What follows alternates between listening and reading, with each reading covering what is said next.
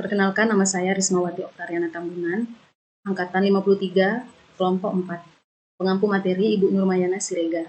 Di sini saya akan mempresentasikan akuntabilitas dan nasionalisme dengan mind mapping. Mind mapping merupakan suatu kerangka berpikir di sini dengan judul akuntabilitas. Bisa dilihat ini kerangkanya atau mind mappingnya. Akuntabilitas ini terdiri dari 4 kerangka berpikir. Yang pertama ada konsep akuntabilitas, kemudian yang kedua ada mekanisme akuntabilitas, yang ketiga ada akuntabilitas dalam konteks, yang keempat menjadi PNS yang akuntabel. Saya akan menjelaskan konsep akuntabilitas. Terdiri dari pengertian akuntabilitas yang merujuk pada kewajiban setiap individu, kelompok, atau institusi untuk memenuhi tanggung jawab yang menjadi amanahnya, yaitu menjamin terwujudnya nilai-nilai publik. Kemudian ada aspek-aspek akuntabilitas terdiri dari 5. Yang pertama, akuntabilitas adalah sebuah hubungan. Yang dimaksud dari sini adalah hubungan dua pihak antara individu, kelompok, institusi dengan negara dan masyarakat. Kemudian aspek yang kedua, akuntabilitas berorientasi pada hasil. Hasil yang diharapkan dari akuntabilitas adalah perilaku aparat pemerintah yang bertanggung jawab, adil, dan inovatif. Aspek yang ketiga, akuntabilitas PNS. Akuntabilitas ini membutuhkan adanya laporan kinerja, yang merupakan perwujudan dari akuntabilitas. Kemudian yang keempat, akuntabilitas memerlukan konsekuensi, yang merupakan suatu kewajiban. Kewajiban menunjukkan tanggung jawab, dan tanggung jawab menghasilkan konsekuensi. Konsekuensi tersebut dapat berupa penghargaan atau sanksi. Dan yang kelima, akuntabilitas memperbaiki kinerja. Di sini tujuan utama dari akuntabilitas adalah untuk memperbaiki kinerja PNS dalam memberikan pelayanan kepada masyarakat. Kemudian kerangka berpikir yang kedua itu terdiri dari mekanisme akuntabilitas. Mekanisme akuntabilitas ini terdiri dari 4. Bisa dilihat ya, terdiri dari 4. Yang pertama itu dimensi akuntabilitas. Dimensi akuntabilitas terdiri dari 4. Yang pertama, akuntabilitas kejujuran dan hukum. Sini maksudnya adalah akuntabilitas hukum terkait dengan keputusan terhadap hukum dan peraturan yang diterapkan. Kemudian yang kedua, akuntabilitas proses. Di sini proses terkait dengan apakah prosedur yang digunakan dalam melaksanakan tugas sudah cukup baik dalam hal kecakupan sistem informasi akuntansi, sistem informasi manajemen, dan prosedur administrasi. Kemudian akuntabilitas program. Akuntabilitas program ini dapat memberikan pertimbangan apakah tujuan yang ditetapkan dapat tercapai dan apakah ada alternatif program lain yang memberikan hasil maksimal dengan biaya minimal. Terus yang keempat, akuntabilitas kebijakan. Di sini, akuntabilitas ini terkait dengan pertanggungjawaban pemerintah atau kebijakan yang diambil terhadap DPR atau DPRD dan masyarakat luas.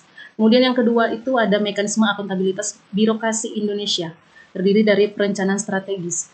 Di sini yang dimaksud dengan perencanaan strategis itu berupa rencana pembangunan jangka panjang, menengah, kemudian tahunan, rencana strategis untuk setiap satuan kerja perangkat daerah, atau SKPD, dan sasaran kerja pegawai atau SKP untuk setiap PNS.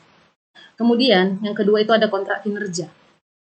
Semua pegawai negeri sipil tanpa terkecuali diharapkan mampu membuat kontrak kerja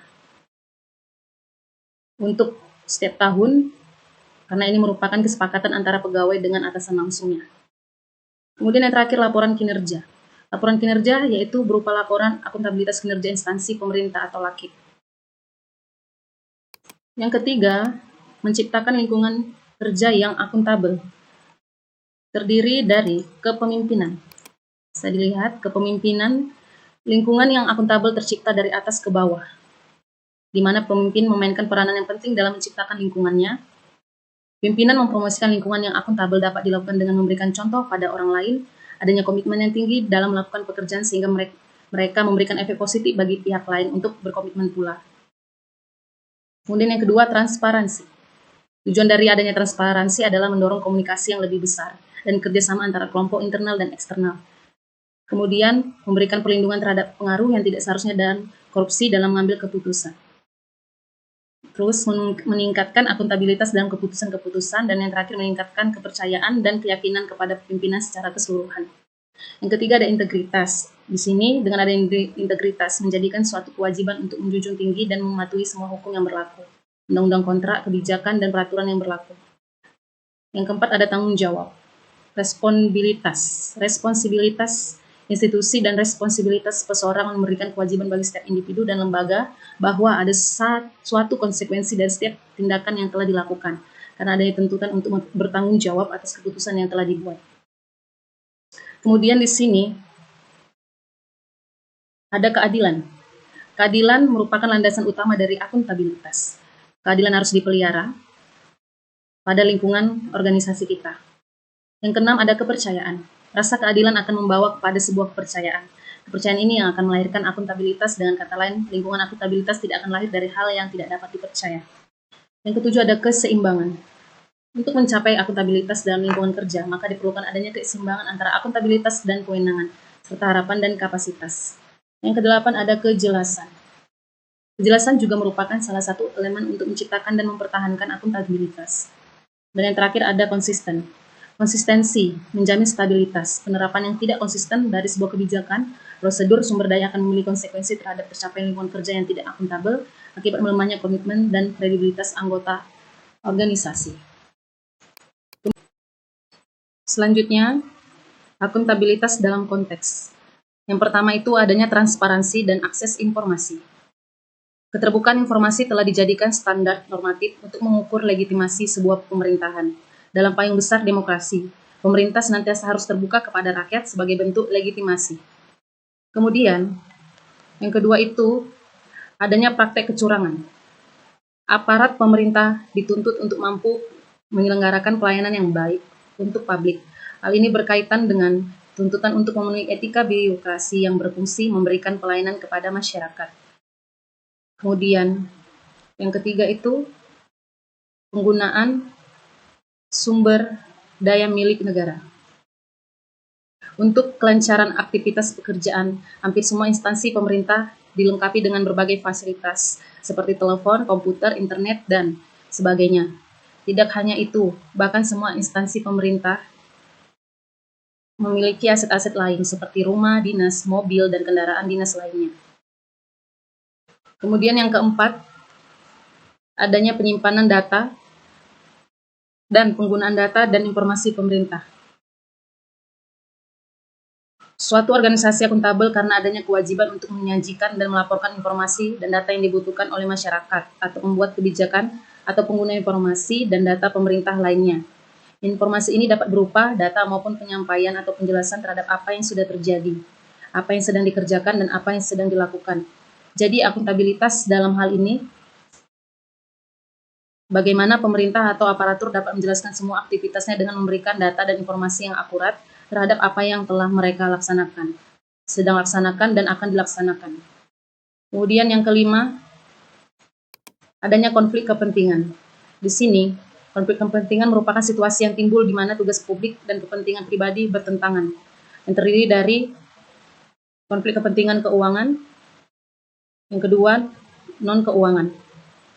Di sini keuangan contohnya menggunakan peralatan lembaga atau divisi bagian untuk memproduksi barang yang akan digunakan untuk dijual secara pribadi.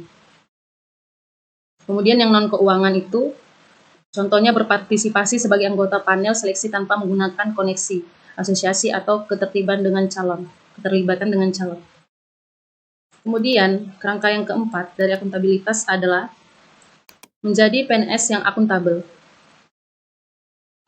Yang pertama itu ada perilaku berkaitan dengan transparansi dan akses informasi.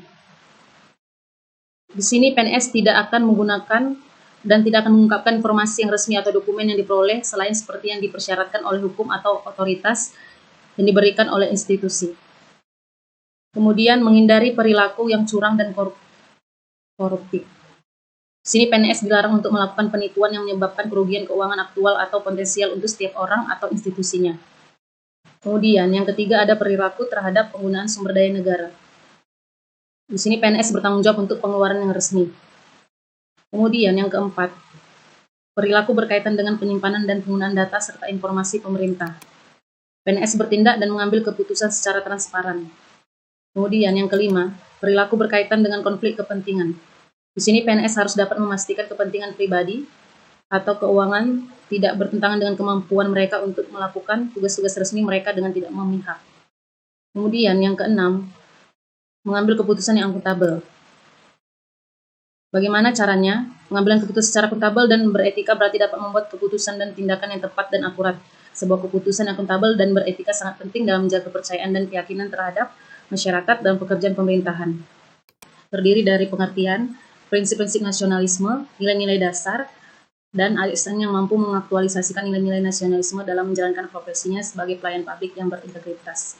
Pengertian dari nasionalisme merupakan suatu sikap politik dari masyarakat suatu bangsa yang mempunyai kesamaan kebudayaan dan wilayah serta kesamaan cita-cita dan tujuan. Dengan demikian, masyarakat suatu bangsa tersebut merasakan adanya kesetiaan yang mendalam terhadap bangsa itu sendiri. Lanjut yang kedua, adanya prinsip-prinsip nasionalisme. Yang pertama itu hasrat untuk mencapai kesatuan. Di sini kesatuan dalam wilayah teritorial, bangsa, bahasa, ideologi, dan doktrin kenegaraan, sistem politik atau pemerintahan, sistem perekonomian, sistem pertahanan, keamanan, dan kebudayaan. Kemudian, prinsip yang kedua, hasrat untuk mencapai kemerdekaan. Di sini kemerdekaan dalam arti kebebasan, dalam beragama, berbicara, dan berpendapat, lisan dan tertulis, berkelompok dan berorganisasi. Prinsip yang ketiga ada hasrat untuk mencapai keaslian. Keaslian di sini yaitu kesamaan dalam kedudukan hukum, hak, dan kewajiban. Kemudian ada hasrat untuk mencapai kehormatan bangsa. Di sini kehormatan bangsa yang merupakan suatu kepribadian dan identitas, memiliki harga diri, rasa bangga, dan rasa sayang terhadap kepribadian dan identitas bangsa yang tumbuh dari dan sesuai dengan sejarah dan kebudayaan. Kemudian lanjut, yang ketiga itu ada nilai-nilai dasar. Yang pertama, ketuhanan.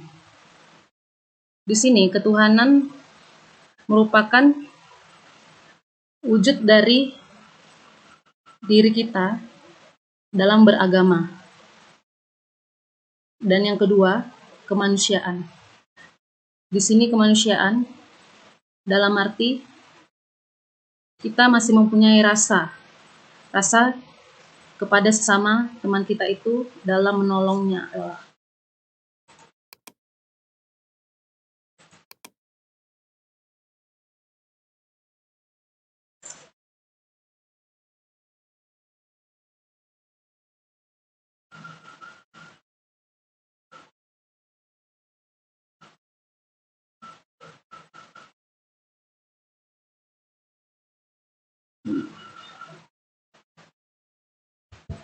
Selanjutnya saya akan menjelaskan materi tentang nasionalisme, terdiri dari pengertian, prinsip-prinsip nasionalisme, nilai-nilai dasar, dan ASN yang mampu mengaktualisasikan nilai-nilai nasionalisme dalam menjalankan profesinya sebagai pelayan publik yang berintegritas.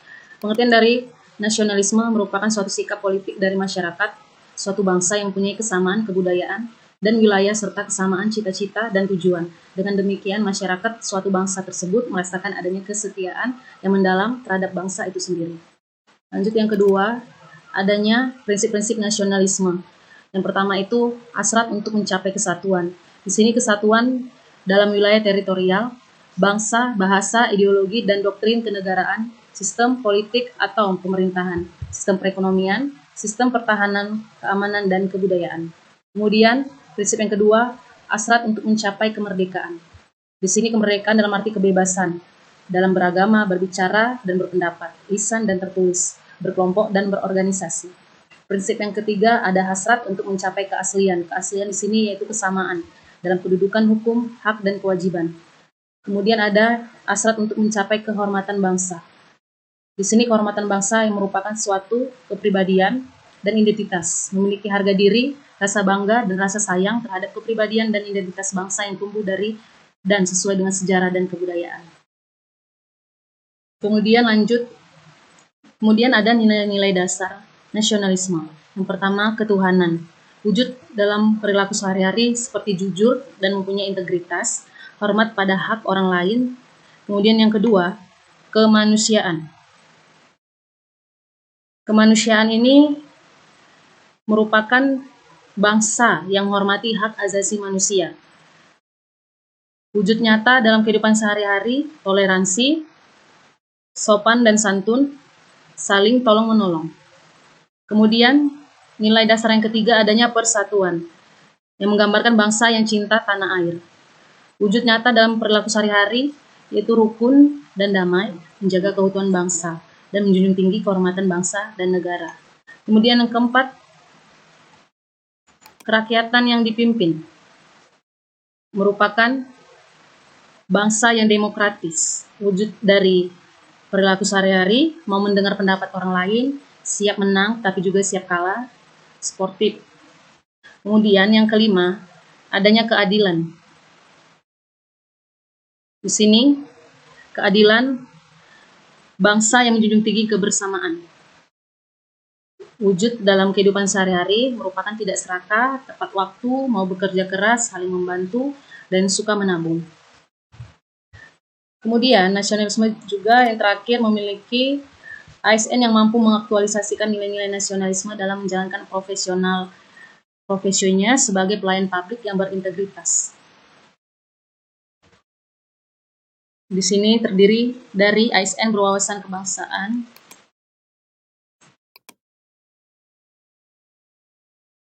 kemudian yang keempat, ASN yang mampu mengaktualisasi nilai-nilai nasionalisme dalam menjalankan profesinya sebagai pelayan publik yang berintegritas. Di sini diharapkan ASN berwawasan kebangsaan dan memiliki nasionalisme yang kuat.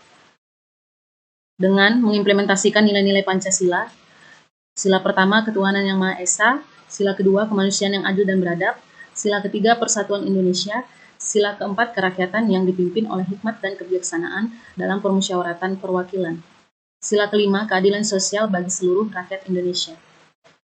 Di sini juga ASN sebagai pemersatu bangsa dan mendahulukan kepentingan bangsa dan negara di atas kepentingan lainnya. Kemudian ASN sebagai pelaksana kebijakan publik yang senantiasa mementingkan kepentingan publik. Dan yang terakhir, ASN profesional dan melayani yang berintegritas. Baiklah, demikian presentasi materi tentang akuntabilitas dan nasionalisme. Mohon maaf jika ada kesalahan kata dari presentasi ini. Saya ucapkan terima kasih.